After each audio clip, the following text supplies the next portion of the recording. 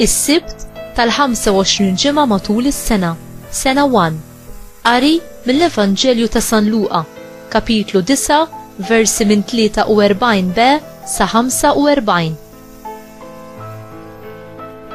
F'dak il-jum, meta kulħadd kien qiegħed jistaġeb kull ma kien qiegħed jagħmel, Ġesu qal lid-dixxipli tiegħu: Iftħu widnejkom sewwa għal dawn il-kelmiet, bin il-bniedem għandu jkun mogħti f'idejn il-bnedmin.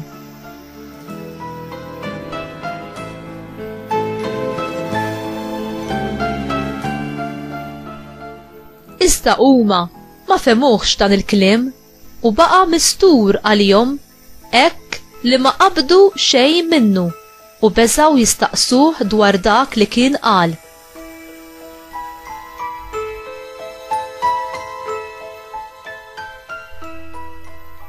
Il-kelma tal-mulej, tifħir lilek Kristu.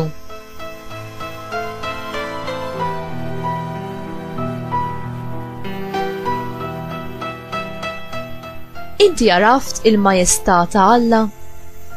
Meta aħna nagħtu ġieħ jew nittrattaw b'dinjità lil xi ħadd, aħna qed narfu il-kobor ta' dik il-persuna u nuru ir-rispett tagħna lejha. Il-mirakli ta' Ġesu irrivelawlna il-Majestà ta' Alla u kien turija tal-grazzja u l-ħniena tiegħu b'mod speċjali lejn in-nies sempliċi u umli. Imma bil-mirakli Ġesu rid ukoll jagħtina twissija profetika.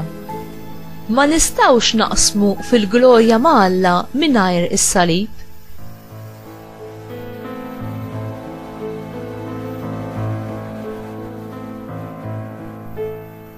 Ġesu ipprofetizza iċ-ċaħta u s-salib li kellu jgħaddi minnhom hu. Imma din it-tħabbira m'għamlet l-ebda sens għad-dixxipli għaliex ma kellix taqsam mal-idea li fasslu huma dwar il-Messija u bdew jibżgħu jistaqsu aktar dwarha. Bħal meta persuna tirrifjuta li ssaqsi aktar lit-tabib għax tibża minn xi verdett ħażin. Huma wkoll ma ridux isiru jafu aktar. Kemm drabi aħna wkoll nirrifjutaw dak li ma ridux naraw. Smajna kemm il-darba il-kelma ta' Alla u nafu il-konsegwenzi ta' meta naċċettawha jew nirrifjutawha.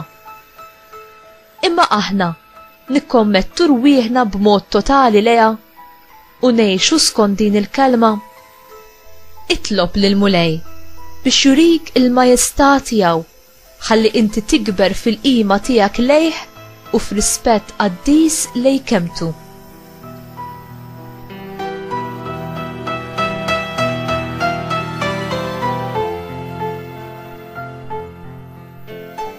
Mulej, bis-salib tiegħek inti salvajt id-dinja u rbaħt fuq id-dnub u l-mewt. Għatini l-grazzja li ma nonqos li nara il-glorja u r-rebħa tiegħek fis-salib. Aziza Ommi Marija, għenni biex bħalek jiena nikkonforma lil ħajti għar-rieda ta' Alla u li nirsisti biex navvanza fit-triq tal-qdusija wara ibnek u fil-kumpanija tiegħek. Amen.